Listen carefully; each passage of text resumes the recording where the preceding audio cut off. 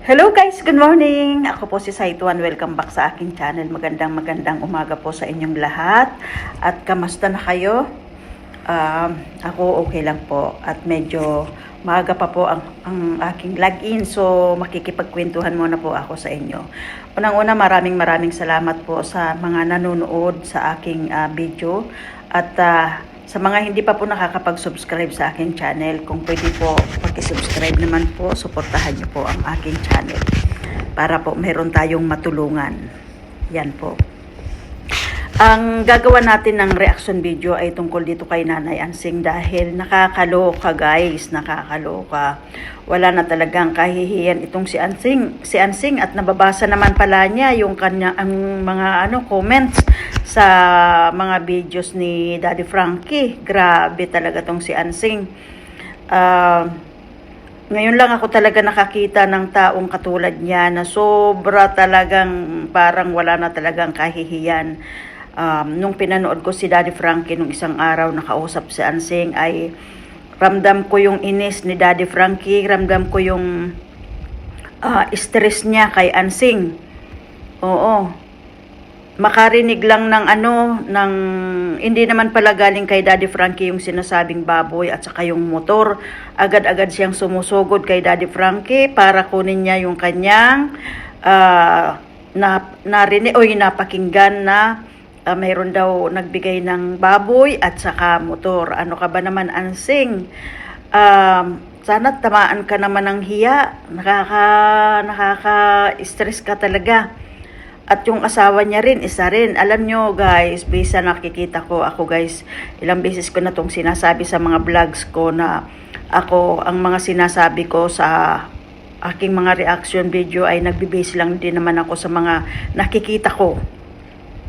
So, nakikita ko na parang wala rin pakialam yung kanyang asawa. Parang gustong-gusto niya pa nga na ganyan yung ganyan ang ginagawa ni Ansing. At based doon sa napanood ko kay Daddy Frankie, ay itong asawa ni Ansing ay parang nagalit pa yata dahil hindi yata sa binibigyan ng pera.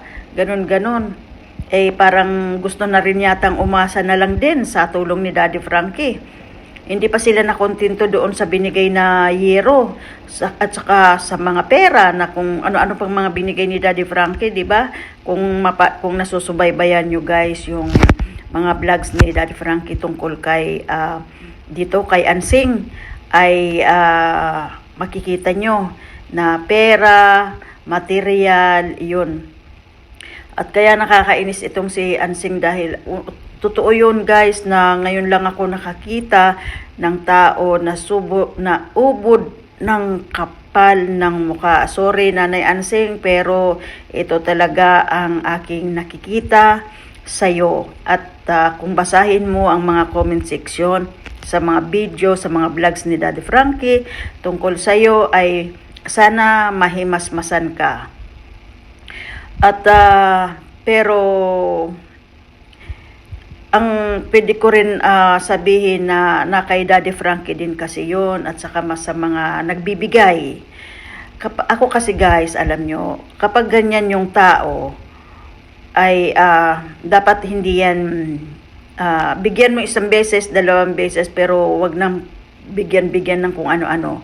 Dahil kumbaga kung tutuusin, makikita nyo yun naman yung kalagayan ni Ansing.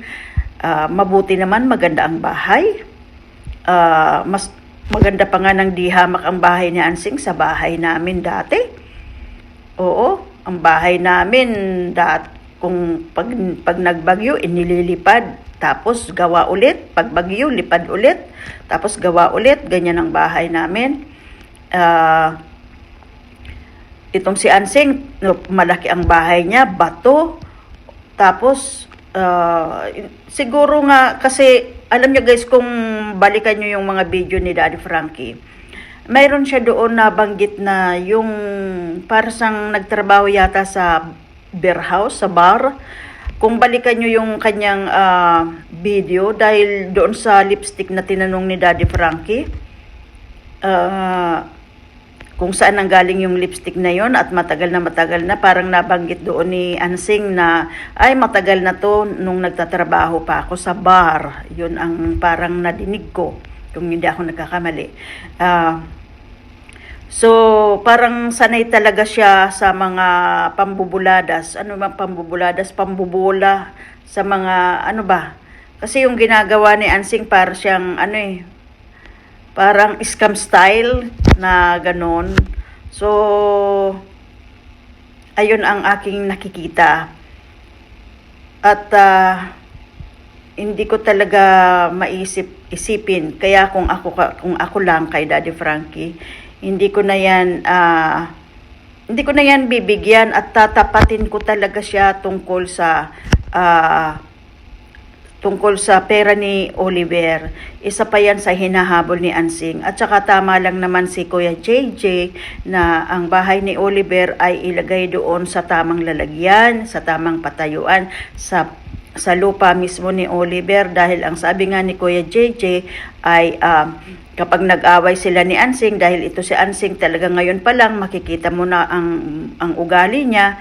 Kapag inawayan si Oliver, saka instead na matuluyan si Oliver na magamot, baka mas lumala pa dahil sa ugali ni Ansing. Kaya tama lang naman yun si Kuya JJ na ilayo kay Ansing si Kuya Oliver. So sana naman wag makinig si Daddy Frankie. Kung tutuusin, si Daddy Frankie ang isa sa may kakayahan kung saan niya talaga gustong ipatayo ang bahay ni Kuya Oliver.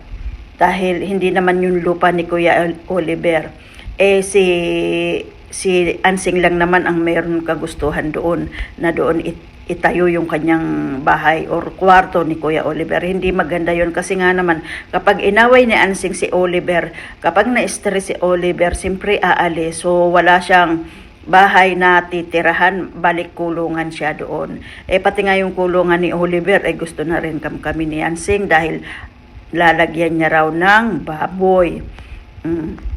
Ayun. At sa mga, ako lang, alam mo, ako, dapat tinitingnan rin kasi natin yung mga binibigyan natin ng tulong. Oo. Except lang kung binibidyohan nyo si Ansing, kumikita kayo kay Ansing, yun, ibigyan nyo si Ansing. Yun, kung binibidyohan nyo at kumikita kayo, ayun, pero kung alam mo kung ako kay Daddy Frankie, kapag ako ang pumunta kay Ansing at bibidyohan ko at kikita yung video, magbibigay ako siguro kahit konti. Pero kung si Ansing mismo ang magpunta sa akin at bibidyohan ko at kumita, hindi ko siya bibigyan. Kasi ano siya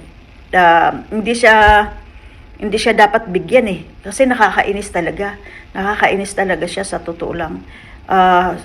Hindi siya marunong makontento sa mga tulong na inaibibigay sa kanya. Yun ang hindi maganda. Hindi siya marunong makontento. Oo. Meron siyang marinig kahit hindi naman para sa kanya, ay pilit niyang parang sa kanya. Kaya based doon sa video na napanood ko between Ansing at Daddy Frankie, parang na-stress na talaga si Daddy Frankie. Parang masakit sa ulo, 'di ba? Hindi lang 'yan madiretso ni Daddy Frankie, pero kung ako niyan, didiretsuhin ko 'yan. Oo, didiretsuhin ko talaga 'yan. Na wala kang magiging karapatan sa pera ni Oliver.